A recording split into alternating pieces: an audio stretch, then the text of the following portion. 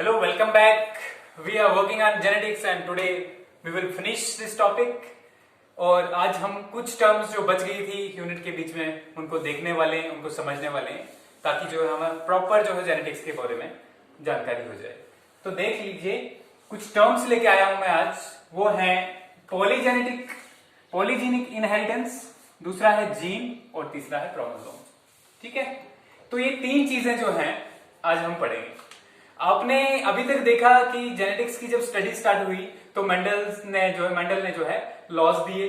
ठीक है, P plant पे एक्सपेरिमेंट किया, उससे हमें जो है जीन्स के बारे में पता चला जिसको मेंडल ने फैक्टर्स कहा। ठीक है, और फिर हमें बाद में पता चला कि एक फैक्टर के लिए जो है दो जीन्स रेस्पॉन्सिबल होते हैं जिनको पेयर्ड फैक्टर्स कहा जाता था। लेकिन बाद में जब हम मेंडल से डेविएट हुए हमें पता चला कि दो से ज्यादा भी जीन हो सकते हैं किसी फैक्टर के लिए रेस्पॉन्सिबल। तो ये सारा कुछ हमने जो उसमें देखा। उसके बाद हम जब मॉलिक्यूलर बेसिस पे गए तो हमने क्या देखा, मॉलिक्यूलर बेसिस पे जाने के बाद हमने देखा कि ये हमारा जो जेनेटिक मटेरियल है, ये तो पता चल गया हमें कि जेनेटिक मटेरियल हमारा डीएनए है। तो उसकी जो स्ट्रक्चर है उसके अंदर कौन कौन से मॉलिक्यूल्स हैं, ठीक है, उसको स्टडी किया हमने। फिर हमने देखा कि ये पैक किस टाइप का होता है, तो वो सारी चीजें हमने देखी। ठीक है, फिर ये प्रोटीन्स कैसे मैन्युफैक्चर करता है वो देखा हमने। तो ये सारी चीजें जो हमने देखी इसमें से कुछ टर्म्स बच गई थी। ठीक है, क्या है, क्रोमोसोम है, जीन है और पॉलीजेनिक इनहेरिटेंस है। हम इनको सीक्वेंस वाइज पढ़ेंगे। सबसे पहले देखिए क्रोमोसोम होता है। क्रोमोसोम आज जो है आपको जूलॉजी के पोर्शन में भी ये पढ़ने को मिलेगा। क्रोमोसोम, तो क्रोमोसोम जो है दो वर्ड से निकला है, क्रोमो और सोमा से। ठीक है, क्रोमो का मतलब होता है कलर, ठीक है, और सोमा का मतलब होता है बॉडी। तो 10 यहां से आप समझ गए होंगे। तो किसी कलर्ड बॉडी को साइंटिस्ट ने नाम दिया क्रोमोसोम। लेकिन एक्चुअली होते क्या है क्रोमोसोम्स? क्रोमोसोम्स होते हैं हाईली कंडेंस्ड, ठीक है, structure of DNA. Highly condense, ठीक है, structure of DNA. Highly folded होते हैं। कैसे होते हैं फोल्डेड? प्रोटीन्स की हेल्प से फोल्डेड होते हैं। तो क्रोमोसोम्स को अगर आप डेफिनेशन में लिखना चाहोगे तो क्या लिखोगे? Highly condensed structures made up of DNA and associated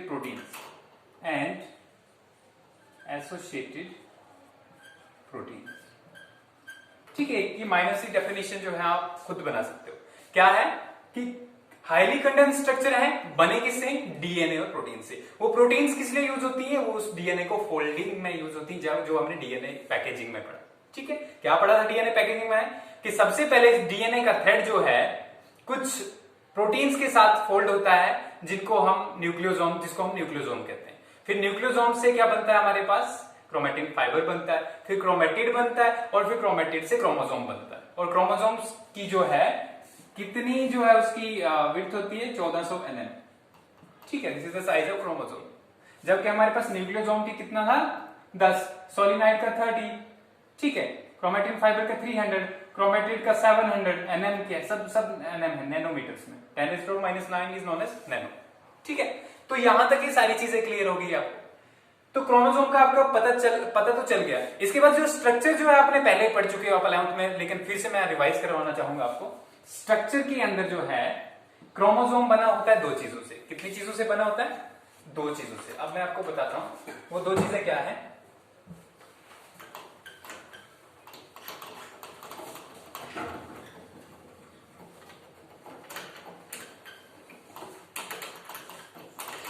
वो दो चीजें जो है क्रोमोसोम के अंदर, पहला है क्रोमेटिड। क्रोमेटिड आपको याद आ गया होगा।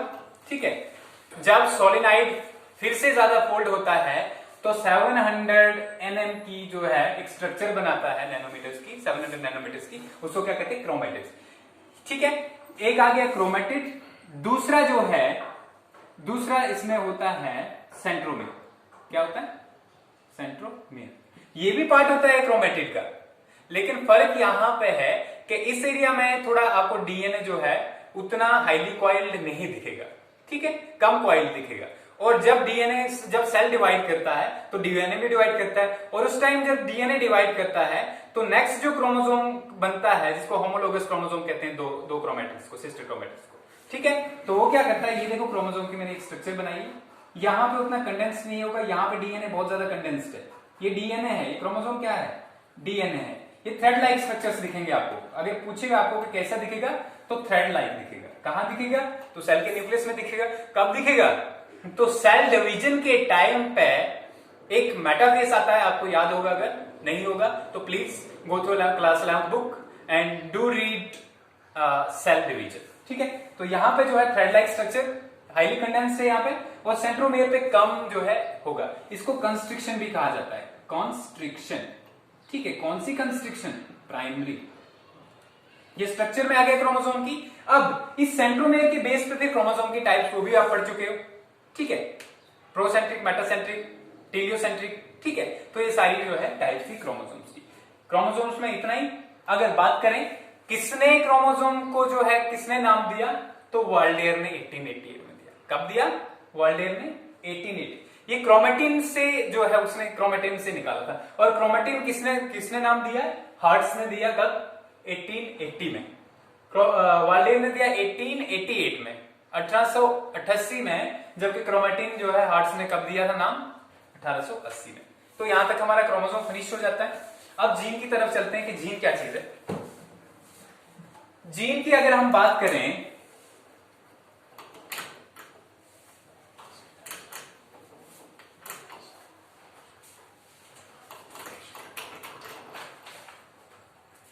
जीन क्या है, आपको अब तो पता लग गया कि क्रोमोसोम किससे बना होता है, डीएनए से, जब वो हाईली कंडेंस्ड और बहुत ज्यादा सुपर कॉइल नेचर में, ये पता लग गया। अब उस क्रोमोसोम का पार्ट, या आप कह सकते हो कि डीएनए का पार्ट, ठीक है, उसका पार्ट जो है वो जीन होता है, ठीक है। कुछ उसके पार्ट पे जीन होता है, लेकिन इसको डिफाइन कैसे करेंगे हम, इसको कहते हैं basic unit of inheritance. Basic unit of inheritance, inheritance, जो कैरेक्टर्स ट्रांसफर होते हैं उसका यूनिट है, क्या है, जीन। मतलब जो कैरेक्टर्स ट्रांसफर होते हैं पेरेंट जनरेशन से बच्चों के अंदर, वो किसके थ्रू होते हैं, जीन्स के थ्रू होते हैं, ठीक है। अब ये अगर हम इसकी बात करें कि पाया कहां जाता है, it is found on chromosome और it is found on DNA, ठीक है। एक प्रॉपर जीन की अभी तक अगर देखा जाए तो प्रॉपर डेफिनेशन नहीं निकल पाई है, क्योंकि अभी तक एम्बिग्विटी है इस चीज के ऊपर। ये तो कंफर्म है कि भाई डीएनए के ऊपर होता है जीन, ठीक है। और जीन, जिसको मेंडल ने फैक्टर कहा था, जीन किसके लिए रेस्पॉन्सिबल होता है, फिनोटिपिक कैरेक्टर्स के लिए, फिनोटिपिक कैरेक्टर्स के लिए। ये फिनोटिपिक कैरेक्टर की बात होगी, फिर से वापस जीनोटाइप और फिनोटाइप पे जाना पड़ेगा आपको। फिनोटाइप होता है किसी भी ऑर्गेनिज्म का कोई बाहर वाला कैरेक्टर, जैसे सपोज करो ह्यूमन बॉडी का स्किन कलर एक कैरेक्टर है, समझ आ गए, तो इसके लिए एक जीन रेस्पॉन्सिबल होगा, तो इससे डिफाइन करते हैं हम इसको, ठीक है। और दूसरा जो है जीन जो है, कैरेक्टरिस्टिक्स क्या है, अगर देखा जाए कि जीन के कैरेक्टरिस्टिक्स क्या है, तो पहला कैरेक्टर है ये रेप्लिकेट कर सकता है। जब डीएनए रेप्लिकेट होता है तो जीन भी रेप्लिकेट होता है, ठीक है, हो गया। यहां पे पहले डिफाइन करते थे कि जीन जो है वो क्या एक ऐसा स्ट्रक्चर होता है, एक ऐसा यूनिट होता है डीएनए के ऊपर जो अकेले रेप्लिकेट कर सकता है। लेकिन बाद में हमने देखा कि डीएनए के ऊपर सीक्वेंस होती है, एक बेस पेयर भी जो है वो चेंज हो सकता है, ठीक है। तो यहां पे उससे ये जो है डिस्प्रूव हो गया। अब जो है यहां पे देख लीजिए, रेप्लिकेट कर सकता है। दूसरा, रिकॉम्बिनेशन हो सकती है। रिकॉम्बिनेशन क्या है, क्या आपने क्रॉसिंग ओवर को पढ़ा है सेल डिवीजन में? ये सारी चीजें इंटरलिंक्ड हैं। जैसे करके मैंने आपको बोला कि जेनेटिक्स को पढ़ने के लिए आपको दो चीजें पहले क्लियर होनी चाहिए, इसलिए उसको 11th में डाला हुआ था। पहला है आपका सेल साइकिल, ठीक है, और दूसरा जो है आपका वो बायोमॉलिक्यूल्स, दोनों पढ़ने बहुत इंपॉर्टेंट है। तो रिकॉम्बिनेशन में क्या है, रिकॉम्बिनेशन के अंदर जो है क्या होता है कि सपोज करो आपके जो है मेल और फीमेल जैसे कंबाइन होते हैं, ठीक है, सॉरी, जब सेल डिवाइड हो रहा होता है तो उस टाइम पे क्या होता है, ये सिस्टर क्रोमैटिड्स जो है जुड़ जाते हैं आपस में और ये पार्ट्स एक्सचेंज करते हैं। तो उसको पार्ट एक्सचेंज करने के बाद सपोज करो यहाँ पे सीक्वेंस इस वाले पार्ट पे ए बी था और नीचे वाले पे सी डी था। जब इन्होंने पार्ट्स एक्सचेंज किए तो ये सी डी पे चला गया और ए बी, तो ये रिकॉम्बाइन हो गया, ठीक है। जिसकी वजह से हमारे जब हम हेरिडिटी जब ट्रांसफर करते हैं एक कैरेक्टर से जनरेशन से दूसरी जनरेशन में, तो उसकी वजह से चेंजेस आती हैं। आप म्यूटेशन के अंदर पढ़ोगे जूलॉजी के पोर्शन में इसको, ठीक है, या पढ़ लिया हो। तो ये हो गया रिकॉम्बिनेशन।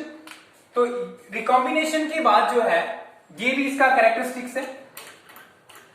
उसके अलावा क्या कैरेक्टरिस्टिक्स है जीन का, ठीक है, कि बेसिक यूनिट है इनहेरिटेंस का। तो ये आगे 3 कैरेक्टरिस्टिक जीन की। अब देखिए जीन के लिए कुछ जीन का जो है टर्म वो किसने कॉइन की थी, जॉनसन ने। कब की थी, 1909। ठीक है, समझ में आ गया आपको। क्रोमोसोम वॉल्डेर, फिर आ गया जीन, आ गया किसने, जॉनसन ने, 1909। ऑब्जेक्टिव में आ सकता है, हो गया यहां पे। अब जो है इस आज के चैप्टर में जो लास्ट वाला टॉपिक जो हमारे पास बच रहा है वो है पॉलीजेनिक इनहेरिटेंस। अगर आपको याद हो कि हमने डेविएशन फ्रॉम मेंडलिज्म पढ़ा था। डेविएशन फ्रॉम मेंडलिज्म में हमने क्या देखा, डेविएशन फ्रॉम मेंडलिज्म में हमने देखा कि मेंडल ने बोला था दो फैक्टर्स होते हैं, मींस सॉरी एक जीन होता है, उसके जो है 2 एलील्स रिस्पॉन्सिबल होते हैं। उसने फैक्टर ही कहा था इनको, 2 फैक्टर्स होते हैं। लेकिन बाद में हमें पता चला कि ज्यादा भी फैक्टर रिस्पॉन्सिबल हो सकते हैं किसी ट्रेट के लिए, किसी फेनोटाइप के लिए। ठीक है, एक ये पता चला हमें, दूसरा ये पता, मेंडल ने बोला था भाई एक दूसरे के साथ वो मिक्स नहीं करते, लेकिन इनकम्प्लीट डोमिनेंस और कोडोमिनेंस ने उसको डिस्प्रूव कर दिया। ठीक है, ऐसा नहीं है कि मेंडल फेल हो गया। मेंडल के लॉज जो हैं अभी भी एप्लीकेबल हैं, लेकिन कुछ केसेस जो हैं यहाँ पे एक्सेप्शंस होती हैं हर जगह, और इन एक्सेप्शन वाले केसेस में यहाँ पे मेंडल जो है उसके थ्योरीज तो जो है थोड़ी फेल गई। तो अब क्या है यहां पे, ऐसे हम पॉलीजेनिक इनहेरिटेंस, अभी तक हमने पढ़ा था जो सारी म्यूटेशन एक जीन की वजह से हो रही थी। ठीक है, लेकिन आज हम देखेंगे कि कभी कभी बहुत सारे gene, more than 2 genes, more than 2 or 3 genes, 2 या 3 से ज्यादा जीन्स जो है एक ही कैरेक्टर के लिए जो है रिस्पॉन्सिबल, उसके फिनोटाइप के लिए शो रिस्पॉन्सिबल होते हैं। मतलब क्या है मेरा कि यहां पे आपने अभी तक क्या देखा कि एक जीन एक कैरेक्टर के लिए रिस्पॉन्सिबल है, लेकिन यहां पॉलीजेनिक इनहेरिटेंस, पॉली का मतलब होता है मैनी, ठीक है, मैनी, बहुत सारे जीन्स जब एक ही कैरेक्टर के लिए रिस्पॉन्सिबल हों, when more than 2 genes are responsible for a single trait, ठीक है, it is known as polygenic inheritance. समझ में आ गया। तो यहां पे पॉलीजेनिक इनहेरिटेंस की एग्जांपल से आपको फिर से समझ आएगी, अगर नहीं आई तो।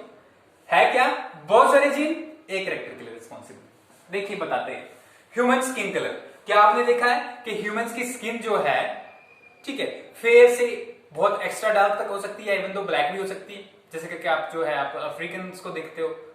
फिर क्यों, क्या रीजन है इसके पीछे, इसके पीछे रीजन है मल्टीपल जीन्स। अब पॉलीजेनिक इनहेरिटेंस में जो है एक ट्रेट तभी फुली शो हो सकता है जब सारे के सारे एलील्स जो हैं डोमिनेंट फॉर्म में। अब फिर से बताता हूं मैं आपको, वापस चलेंगे। हमारे पास क्या है, एक फैक्टर है, उसके लिए हमेशा हमने मेंडल्स को पढ़ा कि 2 जीन्स ये जो है 2 एलील्स रिस्पॉन्सिबल है। ठीक है, तो एलील्स जो है हमने टालनेस के लिए पढ़ा था, एक टी और एक दूसरा टी। ठीक है, ये 2 टाइप के हो सकते हैं, सेम भी हो सकते हैं, ठीक है, जिनको होमोलोगस कहते हैं, ठीक है, सॉरी होमोजाइगस कहते हैं, और एक डिफरेंट भी हो सकते हैं जिसको हेटेरोजाइगस कंडीशन कहते हैं। अब यहां पे एक कैरेक्टर के लिए 2 एलील्स रिस्पॉन्सिबल थे। पॉलीजीन्स में मान लो कि हमारे पास ए जीन है, उसके अगर होमोलोगस डोमिनेंट फॉर्म देखना होगा तो ए होगा, हेटेरोलोगस क्या आएगा इसको, ए, और छोटा ए फिर से होमोलोगस आएगा, मगर ये डोमिनेंट नहीं, ये रिसेसिव। इसी तरीके से बी भी है, फिर सीसी। जब ये डोमिनेंट फॉर्म में सारे के सारे जीन होंगे तीनों, तब हमारी स्किन जो है ब्लैक और एक्स्ट्रा डार्क होती है। ठीक है, जिन लोगों की स्किन एक्स्ट्रा डार्क होती है वो किसकी वजह से होती है, ये 3 जीन्स जो है ए बी बी सी सी जो है, ए क्या है, एक जीन के एलील है, 3 जीन है, 1 जीन, 2 जीन और 3 जीन। ठीक है, जब ये तीनों के तीनों सारे के सारे एलील जो हैं क्या होगा, डोमिनेंट फॉर्म में होंगे तो एक्स्ट्रा डार्क स्किन होगी या ब्लैक स्किन होगी। अगर ये सारे के सारे रिसेसिव फॉर्म में होंगे तो बहुत ही व्हाइट कलर की स्किन होगी बंदे की। ठीक है, समझ में आ गया। तो ये एग्जांपल्स हैं। अगर इंटरमीडिएट होंगे, जैसे मान लो कि हमारे पास जो है ये ऐसे जो है ए आ गया, फिर जो है हेटेरोजाइगस कंडीशन बी और ये सी। ठीक है, तो यहां पे क्या होगा, यहां पे इंटरमीडिएट कलर होगा स्किन का। कौन सा कलर होगा, इंटरमीडिएट कलर। इसी तरीके से अगर सपोज करो सीसी और बीबी छोटे हैं और सिर्फ ए जो है, एक जो है ये डोमिनेंट फॉर्म में एक एलील, तो यहां पे क्या होगा, जो एक्स्ट्रा व्हाइट जो है उससे थोड़ी सी डार्क होगी। तो यहां से आप समझ गए होंगे पॉलीजेनिक इनहेरिटेंस। स्किन के लिए कितने जीन रिस्पॉन्सिबल है यहाँ पे, 3, ए बी बी सी सी। इसी तरीके से ये एक स्किन की बात नहीं है, हमारी लाइफ में और ऑर्गेनिजम्स की लाइफ में जो है ये पॉलीजेनिक इनहेरिटेंस बहुत जगह पर मिलेगा। कहां मिलेगा? देखिए कुछ एग्जांपल्स मैंने लिख के रखी है। पहला है आपका यहाँ पे जो है कर्नल का कलर। ठीक है, कर्नल का कलर जो है, कर्नल के कलर में क्या है, देखिए आपने मक्की देखी है, बहुत सारे बच्चे अगर जो हैं जो विलेजेस से बिलोंग करते हैं और जो अगर फार्मिंग करते हैं जिनके पेरेंट्स, तो उनको पता होगा मक्की के दानों का कलर जो होता है वो डिफरेंट होता है। मक्की जो है व्हाइट कलर की भी होती है, येलो टाइप भी होती है, ऑरेंज भी होती है और रेड भी होती है। दाने देखे ना, ये चारों टाइप के कलर मिलेंगे। ये किसकी वजह से होते हैं? ठीक है, ये भी पॉलीजेनिक इनहेरिटेंस की वजह से। और वो सारे जीन्स, ठीक है, वो सारे जीन्स जो उस एक फैक्टर के लिए या ट्रेड के लिए रेस्पॉन्सिबल होते हैं, उनको क्या कहते हैं? पॉलीजीन्स कहते हैं। क्या कहते हैं? पॉलीजीन्स। अब देखिए इसके लिए अगर डेफिनेशन कहा जाए, the affect in polygenic inheritance is of cumulative nature. Cumulative क्या होता है? जब सारे के सारे जीन इकट्ठे जो हैं अपना इनहेरिटेंस शो करें, ठीक है, उसको कहते हैं क्यूमुलेटिव इफेक्ट। समझ में आ गया? तो एक यहां पे ये आ गया कर्नल कलर। ठीक है, ये कोई आर्मी के कर्नल का कलर नहीं है, ये है मक्की के कॉब का कलर, सॉरी जो दाने होते हैं। ठीक है, और स्किन कलर आ गया हमारा ह्यूमन बींग्स में, ये भी पॉलीजेनिक इनहेरिटेंस की वजह से। ह्यूमन इंटेलिजेंस, कौन कितना इंटेलिजेंट है, कौन कितना शरारती है आप में से, ठीक है, वो कौन डिसाइड करता है? वो करता है पॉलीजेनिक इनहेरिटेंस, जो डिफरेंट जीन्स आपके इंटेलिजेंस के लिए रिस्पॉन्सिबल है। और हाइट पर्सन की, कोई आप देखोगे 10 फुट से ऊपर हो जाता है लंबा, 10 फुट तक तो नहीं हुआ, मान लो 7 फुट तक हो जाता है, लेकिन कोई जो है 4-5 फुट पे रुक जाता है। और even though you have seen that they are stunted growth person, dwarf. ठीक है, ड्वार्फ आपको पहले पता होगा, बता दिया था मैंने। तो ये जो है हाइट भी इन सारे जीन्स पर डिपेंड करती है। तो आई होप ये सारा आपको समझ आ गया। फिर से एक बार रिपीट करता हूं, chromosomes are thread-like structures which are formed of highly condensed DNA and they can be seen at the time of metaphase inside the nucleus of a chromosome। ठीक है, हो गया। इसके बाद जो है क्रोमोसोम्स को किसने, वालेयर ने 1888 में डिफाइन किया था, क्रोमोसोम को जो है टर्म को यूज किया था। उसके बाद अगर जीन की बात करें तो जीन की टर्म दी थी जॉनसन ने। और जीन क्या होता है?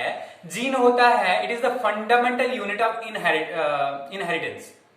फंडामेंटल यूनिट है इनहेरिटेंस का, that is found on the DNA, और you can say that is the part of the DNA and that is found on the chromosome. समझ में आ गया? And it is responsible for inheritance, transmission of traits.